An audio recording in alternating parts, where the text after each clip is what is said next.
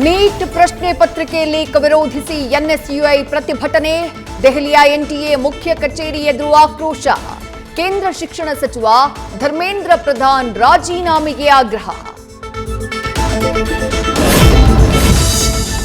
ಇನ್ನು 2 ವರ್ಷಗಳ ಕಾಲ ಸಿದ್ದರಾಮಯ್ಯ ಮುಂದುವರಿಯುತ್ತಾರೆ. ಸಿದ್ದು ಪರ ಬಸವರಾಜ ರಾಯರೆಡ್ಡಿ ಬ್ಯಾಟಿಂಗ್. ಮೇ 30ರ ಒಳಗೆ ಪುನರ್ರಚನೆ ಅಥವಾ ವಿಸ್ತರಣೆ ಮಾಡಬಹುದು ಎಂದ ಸಿಎಂ ಆರ್ಥಿಕ ಸಲಹೆಗಾರ. ಸಿಲಿಂಡರ್ ಸಮಸ್ಯೆ ಆದ ಮೇಲೆ ಸಿಲಿಂಡರ್ ಕಳ್ಳರ ಹಾವಳಿಯೂ ಹೆಚ್ಚಳ. ಗ್ಯಾಸ್ ಸಿಲಿಂಡರ್ ವಾಹನಕ್ಕೆ ವಿಐಪಿ ಭದ್ರತೆಯ ಬೆಂಗಾವಲು. ತೆಲಂಗಾಣದ ಪೆದ್ದಮುಪ್ಪಾರಂ ಗ್ರಾಮದಲ್ಲಿ ಈ ದೃಶ್ಯ ಕಂಡು ಜನರಿಗೂ ಅಚ್ಚರಿ. ಮನೆ ಕಾಂಪೌಂಡ್ ಹಾರಿ ಬಂದು ಮಲಗಿದ್ದ ನಾಯಿ ಹೊತ್ತೊಯ್ಯೋಕೆ ಯತ್ನ. 3-4 ಸಾಕು ಶ್ವಾನಗಳು ಮುಗಿಬೀಳ್ತಾ ಇದ್ದ ಹಾಗೆ ಬೆಚ್ಚಿ ಬಿದ್ದ ಚಿರತೆ. ಬೆಂಗಳೂರು ದಕ್ಷಿಣದ ಕಲ್ಲುಗೋಪಹಳ್ಳಿಯಲ್ಲಿ ಘಟನೆ. ಸಿಸಿಟಿವಿಯಲ್ಲಿ ಸೆರೆ.